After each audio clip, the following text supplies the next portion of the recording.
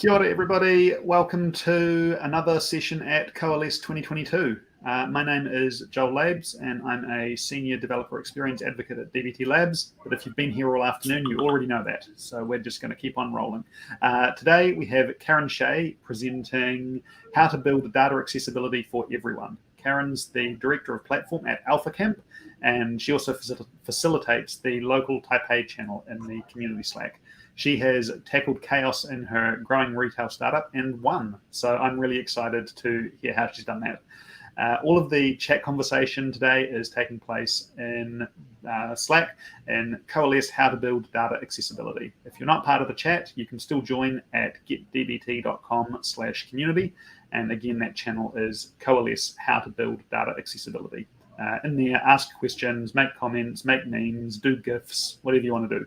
After the session, Karen will be available to answer questions for a quarter of an hour or so, but you're welcome to ask them at any point and get them queued up. Let's get started. Over to you, Karen. Okay, thanks, Joel. So welcome to my session. I'd like to talk how to build data accessibility for everyone. So hi, I'm Karen Xie. I'm a product manager, builds company-wide data literacy and empower the data team. I'm currently working at AlphaCamp. You can find me on local Taipei, on the Slack community, and also on LinkedIn. So today I want to share my experience from a data user to a data team lead, why I think data accessibility is important, and what's the stage and challenges to get there. So by data accessibility, I mean the ability to access data. Nowadays, we are all in data informed culture. We want to have data as a check. We don't want this kind of situation happen, right? But most of the time, we start from only few have data access. So if we want to do analysis and the data users need to manage multiple spreadsheets, and when they need some new data, they need to request the engineers and pause their analysis process. It's really why this sad and angry emojis come from. And for the data team, they also don't feel good because they feel like they need to fulfill the data request every time. They just work like a data ATM. So that's why I would say self-serve analysis is a must. If the data users can do their analysis without requesting the data, they can be happy. Since everyone can have the data access, but I would say data teams still focus on the operational database and data warehouse. They need to manage the quality. Not everyone access everywhere. Like say I have experience, one time I want to access the data and I didn't know how to explain I need a data warehouse. So the engineer just grant me the access to the operational database. And then it turns out every time the website or product slows down and then they ask me, are you querying the data? So I would say most of the time, the data users, most of the time, they only access the BI tool. And that's where the transfer data comes in. It's more clear and well documented. In this case, both sides are happy. So the ELT would look like this. Data team focus on the ELT and the data users access the BI tool, do the analysis, visualize, and most important, share their findings to others.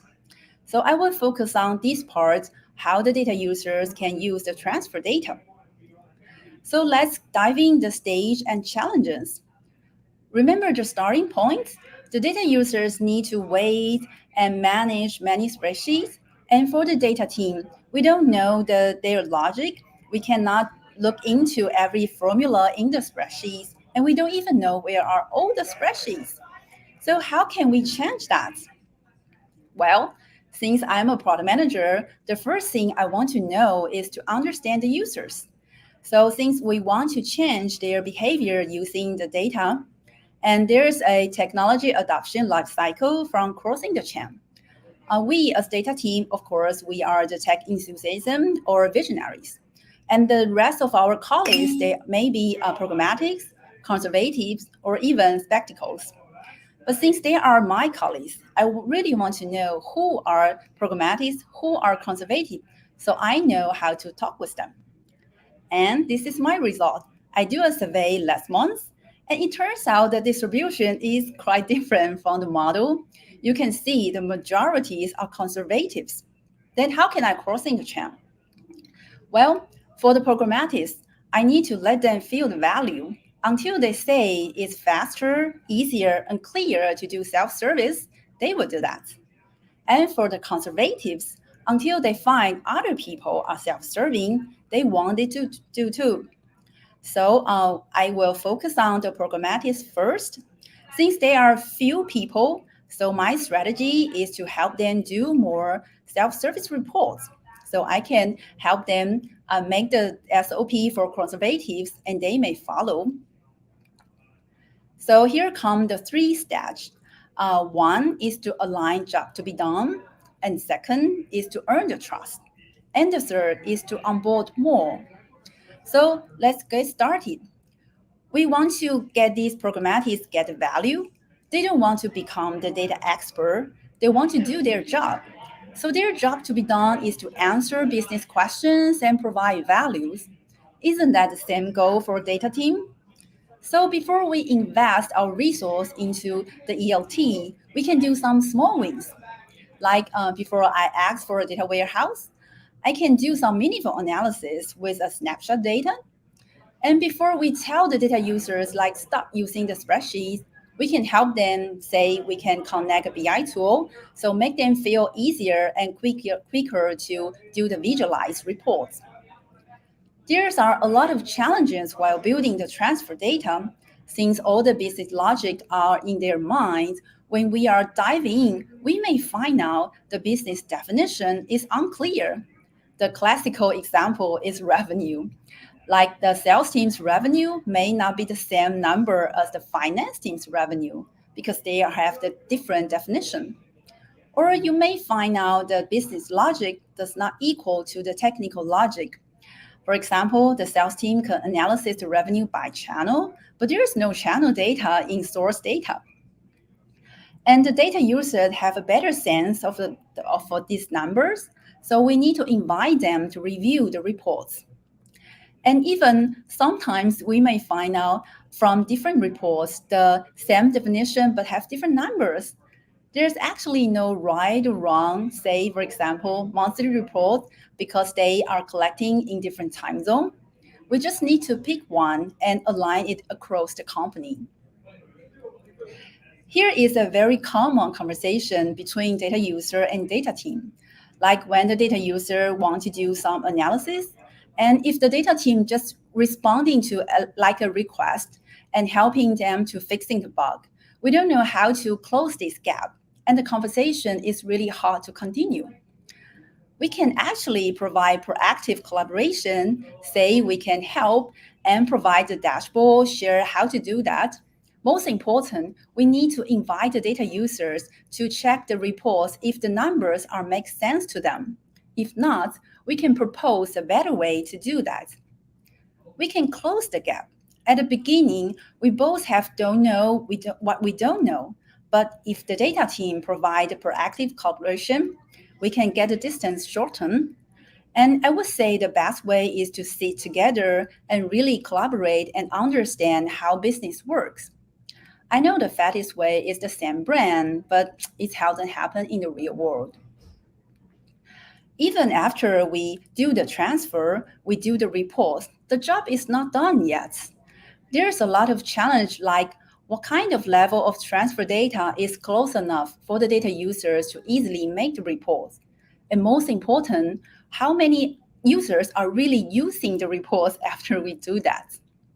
So here's come to the second stage. We want to earn the trust. If the data user have some misunderstanding or question about the numbers, it's a good time to find out this misalignment and even some assumptions. I call it like PK time. The time is really tough and we need to look into very details. But since we have the same job to be done, we can use this time to clarify the source data quality and also get aligned the transfer logic, show them the stage and challenges that we can overcome together. I think this is the best time to see the data champion in each team. Many times you will find during this process, it's not just about data. Say, for example, we can cooperate a report with one operation team. And when we want to share this report to other operation team, the answer may be no, because they find out the report is wrong. How can it be wrong? You will find out it's about the business, because this operation team may not have aligned operation process. So is the business logic really aligned? Is it really simple and focused enough? Or even this metric, can they really answer the business questions? So I would suggest business team and the data team should sit together close enough so we can close the gap. We want to provide the outcome, not just the output. So don't stop after we provide the reports and work together. We want to get involved, and we can guide or support the business user, help them to answer business questions, and most important, to provide value. Then we can come to the third stage, onboard more. Of course, we want to introduce the benefits and how it works, but I would say the best way is to let the data users tell. When the programmatics say there's no more 25 spreadsheet and there's reports already sent out, they can do a lot of self-serve analysis. Then the conservatives will find out it is really needed for them. Then the job can be done. So when I set up the revenue report on television, everyone can look into it, focus on the same metric, the revenue really goes up. And when we set up the automated monthly report, there's no more like 5 days to doing that. We only take it 1 hour. It increased efficiency. When we provide self-service analysis, there's no more 25 spreadsheets in each person's laptop. There's only one single source of truth. But I would say the challenges still continue if more and more data users doing self-service. For the data team, we need to manage many dashboards, and how can we encourage them doing experiments or finding insights? So I would say data accessibility is the beginning. When many data with good quality and self-service analysis is easy and quick, everyone likes to check the data. It can reinforce the data-informed culture and raise the data literacy. And most important, this is where insights come from. If everyone knows the data and can do analysis easily, they like to explore the data. Then the impact can go up. From data accessibility to exploring the data, get insights. We can do more. So I hope you have this takeaway that you can build data accessibility for everyone, understand your users, and there are 3 steps. 1, align job to be done, and the second, earn the trust. And the third, you can onboard more users. So thank you. This is all my session here. I hope I think we are all on the same journey, but in different stage. So that is why DBT community is here. And now here is the Q&A session.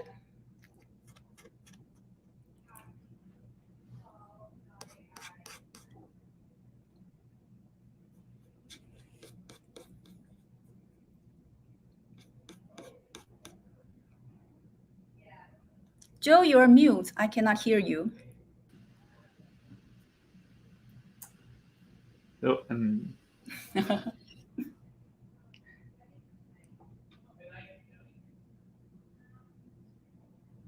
Oh, Joe, you are still mute.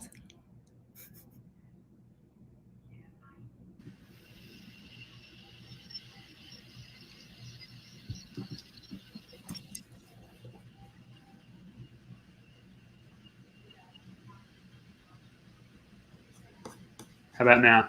Yes. There we go. Sorry, I think that, well, my computer is very broken. That's okay. Anyway, thank you so much, Karen. That was a great presentation, and really enjoyed it. And what I wanted to say was that what I was saying before was that the having the business logic being aligned against the whole company is really important, and aligning with the stakeholders is a critical part of that. And it actually transitions nicely into the next topic, which we'll come back to. But I also really like that you're focusing on getting your pragmatists on board before going after the conservatives. Like when you're trying to jump that chasm, there's I guess on paper you should probably try and get everyone at once, or try to get an entire business unit. But actually, if you can get a couple of believers from wherever they are in the business, then they're going to be the people who will work with you to get into a good state, so that the rest of your business is willing to follow suit. So that's great. A lot of time for Q&A here in Coalesce How to Build Data Accessibility. I'm going to turn my computer off and back on again, and hopefully that will take short enough time that we can all be back together to have our final presentation of the day, which is Nadia talking about product versus operations. And that actually lines up really well with this.